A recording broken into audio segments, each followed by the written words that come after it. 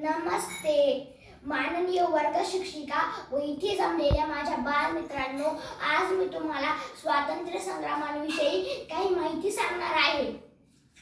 भारताला स्वातंत्र्य मिळवून देण्यासाठी अनेकांनी आपले बलिदान दिले व स्वातंत्र्य संग्रामात सैनिकांचा व जनतेचा उत्साह व जोश वाढवण्यासाठी अनेकांनी घोषणा दिल्या. या घोषणांचा मोठा फायदा आपला देश स्वातंत्र्य होण्यामध्ये झाला. अशाच काही घोषणांविषयी मी तुम्हाला माहिती देत आहे. लोकमान्य टिळक असे म्हणाले की स्वराज्य हा माझा जन्मसिद्ध हक्क आहे आणि मी तो मिळवणारच.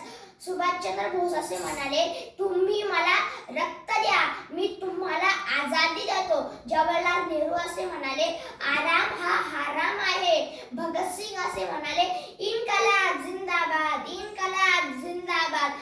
महात्मा गांधी असे म्हणाले, करा किंवा मरा.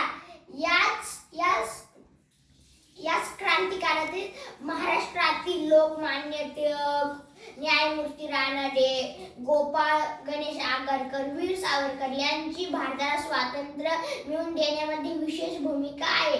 त्यांनी आपल्या भाषणातून, लेखणीतून व विचारामधून आपल्याला प्रभावित केले आहे व याच थोर पुरुषांनी आपली सुरू केलेली शाळा, नवीन मराठी शाळा, ज्या शाळेत आपण शिकत आहे त्या शाळेचा मला अभिमान आहे व या सर्व थोर पुरुषांचा मला मानाचा मुजरा. जय हिंद, जय महाराष्ट्र. चला